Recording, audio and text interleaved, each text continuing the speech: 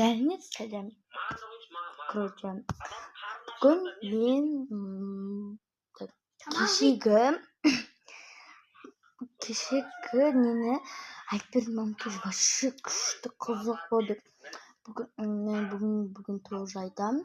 Бүгінгі күнді ертең айтам. Бізде, короче, демалыс қой.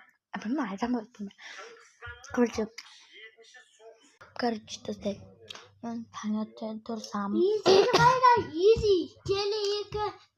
Мен, короче, азында тұрам. Осы төсектен тұрам ғой, ардым.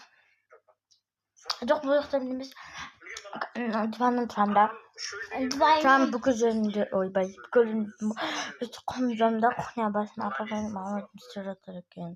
Сосын оларға бірге көмектесіп шай ішпей, мамалар шай ішпеді. Сосын арасында борсақ пісті, содан кейін шай ішіп, шай ішкеннен кейін арғы кете бердік жұмыстап. Сосын мамам, апам мен папа, короче, неге кетті? Магазинге. Короче, керек заттар алып келуге кеткен. Керек заттар алып келуге кетеді. Сосын короче, содан кейін келеді. Қырдан салат, малат бүкілін жасаймын мен. Апаға бәрін көмектесемін.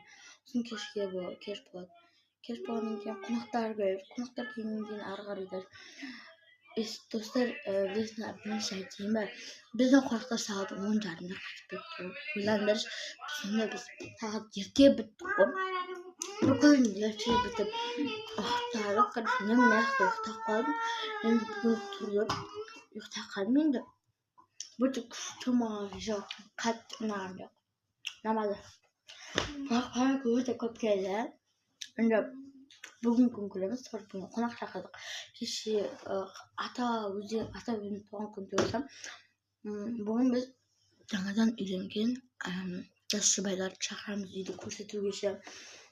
Плюс жаңа жыл болуы мүмкін, отырыс, білмеймін.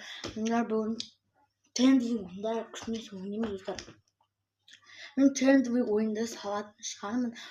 Мама түседі. Соны біз саламыз тамамен короче. Білмеймін достар. Если сендер әр видеоның комментариясын ашып көріңдер, если бір комментарий отырса, значит мен жаздым деген сөз. Мен если нені сала алмай қалсам, онда ештеңе етпейді. Мен осылай видеода айтып беремін. Қалай, кім, қандай не ойнады. Короче, осындай бар. Просто мен ішім пітіп кетті. Ішімдегі не тұра алмай жатыр. Сол үшін мен сіздерге айтып жатырмын. Жеңіл бола алмайтын, жата алмай жүрмін. Давайте. Көріңдер ғой енді ертең айтып беремін. Всем пока!